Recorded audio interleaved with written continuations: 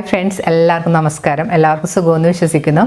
എൻ്റെ ചാനൽ കാണുകയും എന്നെ സപ്പോർട്ട് ചെയ്യുന്ന എല്ലാവർക്കും ഞാൻ പ്രത്യേകം നന്ദി പറയുന്നു. ഇന്ന് ഞാനിവിടെ വന്നിരിക്കുന്ന ഒരു കേബേജ് മസാലക്കറിയുമായിട്ടാണ്. കേബേജും ഗ്രീൻ പീസും വെച്ചിട്ടാണ് ചെയ്യുന്നത്. നമ്മൾ സാധാരണ ഇപ്പോൾ കേബേജ് വെച്ചിട്ട് തോരനാണ് ഉണ്ടാക്കുന്നത്. അതിൽ നിന്ന് കുറച്ച് വ്യത്യാസമായിട്ടാണ് ഞാൻ ചെയ്യുന്നത്. നമുക്ക് സദ്യക്കൊക്കെ ഉണ്ടാക്കാൻ പറ്റിയൊരു റെസിപ്പിയാണ്. നിങ്ങളിത് ട്രൈ ചെയ്ത് നോക്കുക. എൻ്റെ ചാനൽ ആദ്യമായി കാണുന്നവർ സബ്സ്ക്രൈബ് ചെയ്യാനും അതിനടുത്ത് കാണുന്ന ബെല്ലൈക്കൻ ക്ലിക്ക് ചെയ്യാനും മറക്കരുത്. എന്നാൽ മാത്രമേ ഞാൻ വീഡിയോസ് നോട്ടിഫിക്കേഷനൊക്കെ നിങ്ങൾക്ക് കിട്ടിയില്ല. അപ്പം നമുക്ക് ഈ കേബേജ് മസാലക്കറി ഉണ്ടാക്കാൻ തുടങ്ങാം. കേബേജ് മസാല തോരൻ ഉണ്ടാക്കാനായിട്ട് ഞാനിവിടെ എടുത്തിരിക്കുന്നത് ഈ സൈസിലൊരു കേബേജാണ്. ഇതൊരു 250 ഗ്രാം കാണും. കാബേജ് ഒന്ന് നന്നായിട്ട് കഴുകിയതിന് ശേഷം നമുക്ക് ചെറിയ കഷ്ണങ്ങളായിട്ട് മുറിച്ചെടുക്കണം. കാബേജ് 4ആയിട്ട് മുറിച്ചതിന് ശേഷം അതിൻ്റെ അകത്തുള്ള കട്ടിയുള്ള ഭാഗം നമുക്കൊന്ന് കട്ട് ചെയ്ത് കളയാം. അതിന് ശേഷം ചോപ്പിംഗ് ബോർഡിൽ വെച്ചിട്ട് ചെറിയ കഷ്ണങ്ങളായിട്ട് നമുക്ക് മുറിച്ചെടുക്കാം. നമ്മൾ ശരിക്കും തോരനൊക്കെ അരിയുന്ന പോലെ അരിഞ്ഞെടുത്താൽ മതി.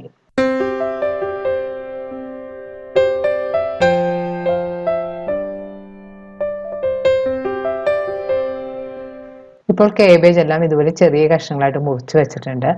ഇനി നമുക്ക് ബാക്കിയുള്ള ഇൻഗ്രീഡിയൻസ് എന്തൊക്കെയാണെന്ന് നോക്കാം. ഇത് ഗ്രീൻ പീസ് വേവിച്ച് വെച്ചതാണ്. അപ്പം നമുക്ക് വേണമെങ്കിൽ ഫ്രോസൺ ഗ്രീൻ പീസ് വേണമെങ്കിൽ ഇതിനായിട്ട് ഉപയോഗിക്കാം.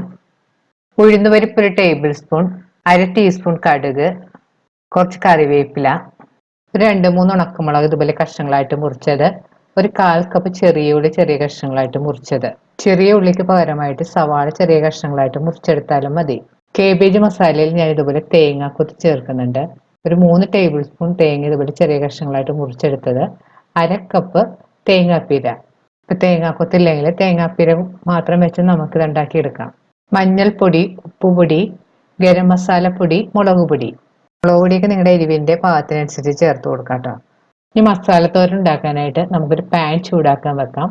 പാൻ ചൂടായി വരുമ്പോൾ അതിലേക്ക് ആവശ്യത്തിന് വെളിച്ചെണ്ണ ഒഴിച്ചു കൊടുക്കണം. ഇനി ഇതിലേക്ക് കടുക് ഇട്ട് പൊട്ടിക്കണം. കടുക് നന്നായിട്ട് പൊട്ടി വരുമ്പോൾ അതിലേക്ക് എടുത്തു വെച്ചിരിക്കുന്ന ഉഴുന്നുപരിപ്പും കൂടി ചേർത്ത് കൊടുക്കാം. ഉഴുന്നുപരിപ്പിന്റെ കളർ മാറി തുടങ്ങുമ്പോൾ അതിലേക്ക് ഉണക്കമുളകും കറിവേപ്പിലയും കൂടി ചേർത്ത് മൂപ്പിക്കണം. ഉഴുന്നുപരിപ്പൊക്കെ ഒരു ബ്രൗൺ കളറായി തുടങ്ങിയിട്ടുണ്ട്. ഈ സമയത്ത് നമുക്ക് അരിഞ്ഞു വെച്ചിരിക്കുന്ന തേങ്ങാക്കൊത്തും കൂടി ചേർത്ത് വീണ്ടും നന്നായിട്ട് വഴറ്റി കൊടുക്കണം. ഇതിലേക്ക് ചെറിയ ഉള്ളി അരിഞ്ഞതും കൂടി ചേർത്ത് വഴറ്റാം.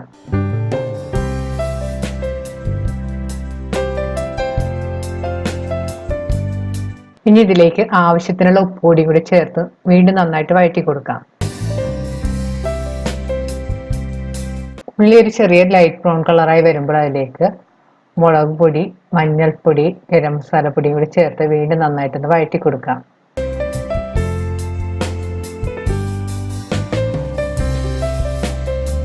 ഇനി ഇതിലേക്ക് കേബേജും കൂടി ഇട്ട് വീണ്ടും നന്നായിട്ട് മിക്സ് ചെയ്യാം.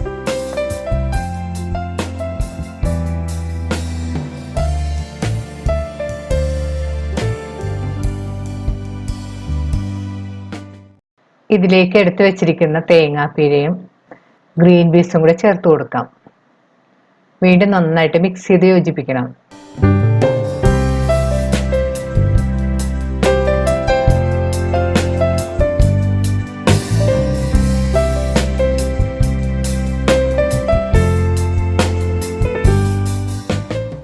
കേബേജും ഗ്രീൻ പീസൊക്കെ നന്നായിട്ട് മിക്സ് ചെയ്തതിന് ശേഷം പാൻ ഒന്ന് മൂടി ഒരു ലോ ഫ്ലെയിമിൽ വെച്ച് നമുക്ക് കുക്ക് ചെയ്യാം.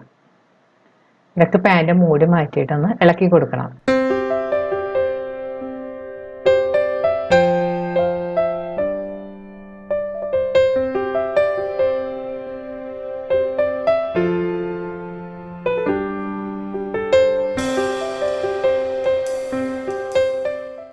ഇനി മൂടി തുറന്ന് നോക്കാം. ഇപ്പോൾ കേബേജ് പാകമായി വന്നിട്ടുണ്ട്. ഇനി നന്നായിട്ട് മിക്സ് ചെയ്ത് കൊടുക്കണം. ഉപ്പെല്ലാം നോക്കിയിട്ട് ആവശ്യമുണ്ടെങ്കിൽ ഉപ്പ് ചേർത്ത് കൊടുക്കാം. ഇനി പാൻ തുറന്ന് വെച്ച് ഒരു 2 മിനിറ്റും കൂടി നമുക്ക് കുക്ക് ചെയ്യാം. ഇപ്പോൾ നമ്മുടെ കേബേജ് മസാലത്തോരൻ റെഡി ആയി കഴിഞ്ഞാൽ ഇനി നമുക്ക് സ്റ്റവ് ഓഫ് ചെയ്യാം. വളരെ പെട്ടെന്ന് ഉണ്ടാക്കിയെടുക്കാൻ പറ്റുന്ന വളരെ ടേസ്റ്റിയുമായ റെസിപ്പിയാണിത്. ഈ വരുന്ന ഓണസദ്യക്കൊക്കെ നമുക്ക് ഉണ്ടാക്കാൻ പറ്റിയൊരു അടിപൊളി റെസിപ്പിയാണ്. നിങ്ങളിത് ട്രൈ ചെയ്ത് നോക്കുക.